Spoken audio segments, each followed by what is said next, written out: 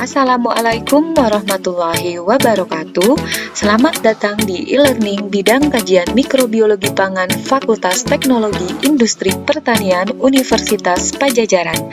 Hari ini kita akan melakukan praktikum sanitasi dan keamanan pangan untuk modul 2 materi 1 yang berjudul pengujian jumlah kontaminan bahan baku. Tujuan dari praktikum ini adalah menghitung jumlah bakteri proteolitik yang terdapat dalam bahan pangan. Penggunaan bahan baku yang telah mengalami kontaminasi oleh mikroorganisme akan menghasilkan produk dengan mutu yang rendah atau menyebabkan produk menjadi lebih cepat busuk selama penyimpanan. Cara-cara yang dapat dilakukan untuk mengurangi kontaminan awal diantaranya adalah dengan melakukan pencucian terhadap bahan baku tersebut. Sebelum kita melakukan pengujian, kita akan membersihkan meja kerja atau area kerja terlebih dahulu dengan menggunakan alkohol 70%.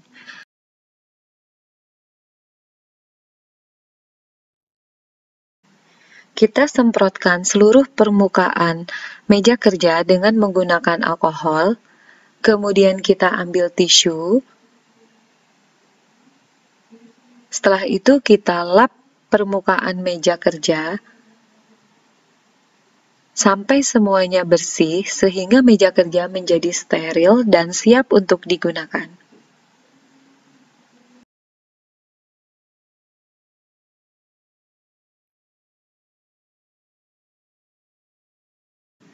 Setelah itu kita semprotkan tangan dan sela-sela jari kita dengan menggunakan alkohol 70% untuk membunuh mikroorganisme kontaminan yang berada di tangan kita.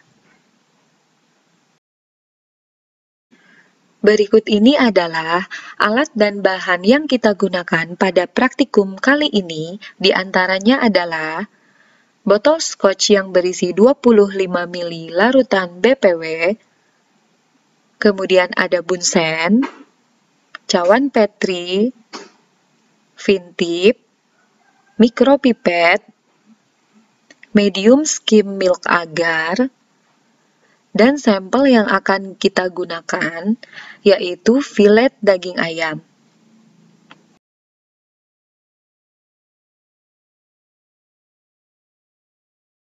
Di sini sudah tersedia 2 buah sampel. Yang pertama, kode sampel before atau sebelum dicuci, yang sebelah kiri. Kemudian yang sebelah kanan dengan kode sampel after atau setelah dicuci. Baiklah, kita akan mulai pengujian.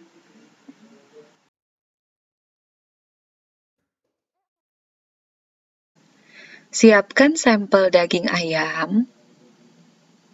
Kemudian, pada pengujian ini kita juga menggunakan gunting untuk membantu memotong sampel. Guntingnya kita telah celupkan ke dalam alkohol, kemudian kita pijarkan di atas api bunsen.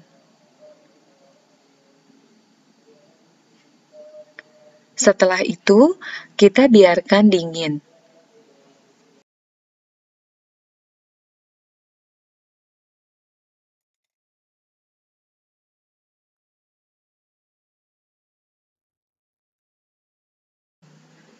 Setelah dingin, potonglah sampel secara aseptis seluas 2 cm x 2,5 cm.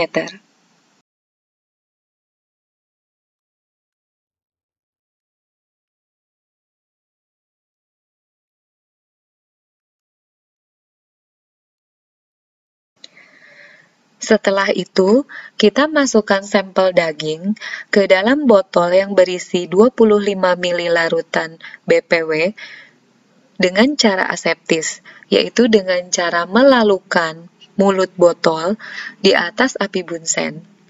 Kemudian kita masukkan daging ke dalam botol di dekat api bunsen, kemudian kita tutup kembali. Setelah itu, untuk menghomogenkan, kita kocok sebanyak 25 kali. Dengan gerakan memutar dan ke atas dan ke bawah.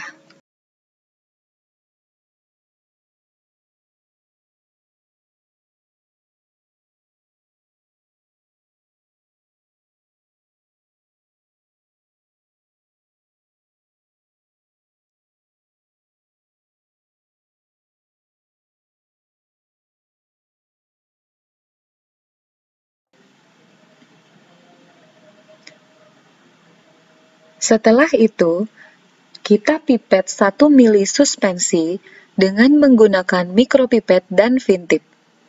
Sebelum digunakan, mikropipet kita bersihkan terlebih dahulu dengan menggunakan alkohol.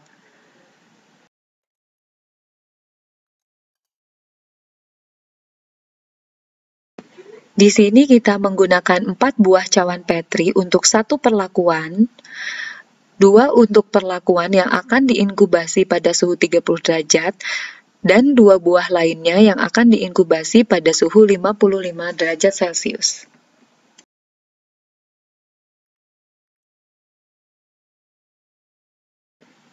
Kita inokulasikan 1 mili suspensi ke dalam masing-masing cawan Petri.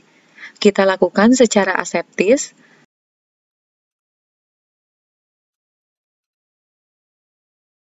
Dengan melalukan sisi dari cawan Petri di atas api bunsen, kemudian kita keluarkan 1 mili suspensi.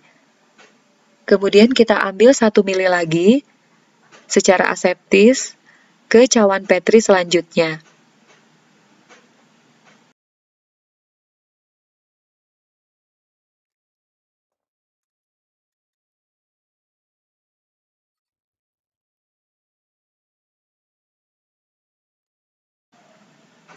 Kita lakukan sampai semua selesai.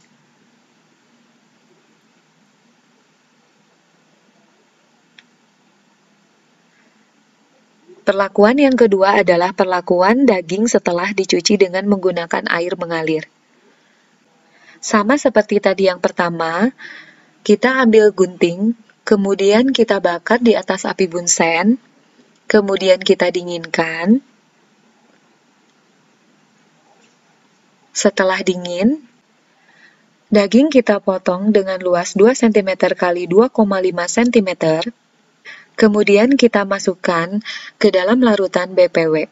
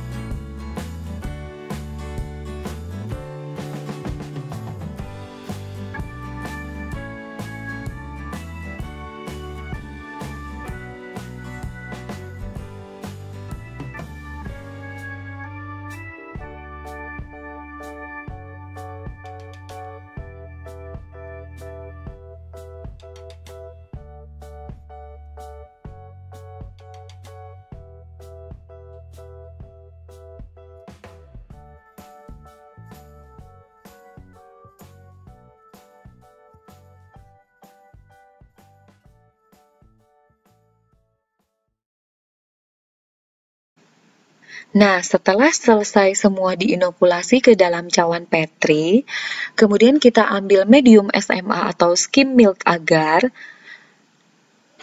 kemudian kita bersihkan terlebih dahulu bagian luar dari botol. Medium SMA yang digunakan pada suhu hangat atau sekitar 42-45 derajat Celcius. Jangan lupa untuk mensterilkan tangan kita dengan menggunakan alkohol. Kemudian kita tuang dengan metode pour plate. Kita buka botol, kemudian kita lalukan di atas api bunsen. Kita ambil cawan Petri, kemudian kita tuangkan medium sampai menutupi permukaan. Kita lakukan pada semua cawan Petri.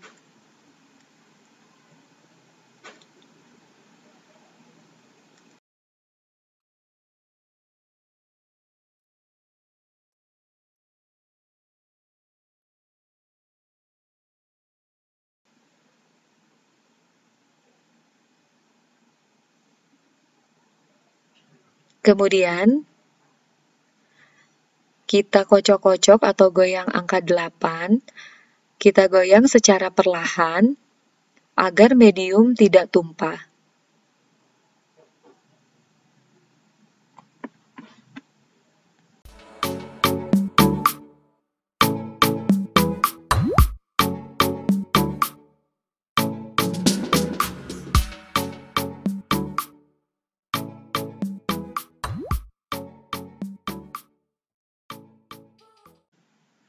Setelah semua selesai, lalu kita biarkan sampai menjendal atau membeku. Setelah itu, kemudian kita bungkus dengan menggunakan cling wrap, lalu kita masukkan inkubator pada suhu 30 derajat dan suhu 55 derajat Celcius. Kita inkubasi pada posisi terbalik selama 2-3 hari.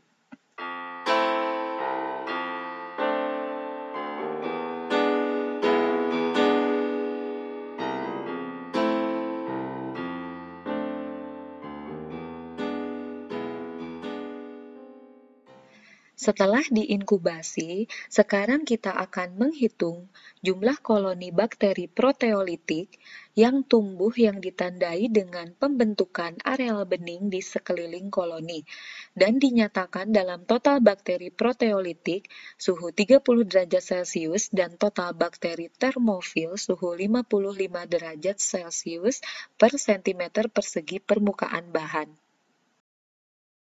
Perlakuan pertama yang kita amati yaitu perlakuan sebelum dicuci yang diinkubasi pada suhu 30 derajat Celcius. Di sini terdapat areal bening yang ditumbuhi bakteri proteolitik. Untuk lebih jelasnya, maka kita bandingkan dengan cawan yang tidak ditumbuhi dengan proteolitik.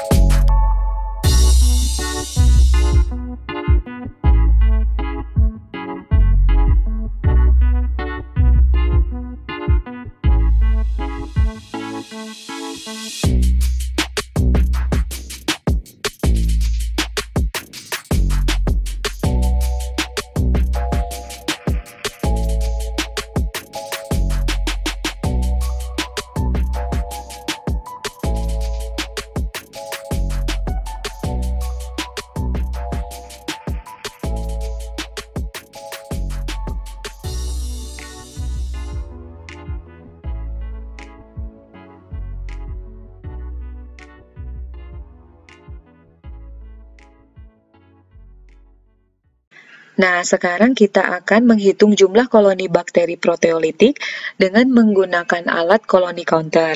Alat ini digunakan untuk membantu menghitung jumlah koloni yang tumbuh pada permukaan medium agar secara otomatis. Pertama, kita nyalakan koloni counter, kemudian kita letakkan cawan Petri dengan posisi terbalik pada bagian alas. Kita melihatnya dibantu dengan menggunakan lup atau kaca pembesar. Jumlah koloni yang terhitung akan muncul pada layar display. Sebelum kita menghitung, kita klik tombol reset. Koloni bakteri yang terhitung kita tandai dengan spidol, lalu akan muncul jumlahnya di layar display. Ini adalah tabel hasil pengamatan jumlah koloni yang telah kita hitung sebelumnya.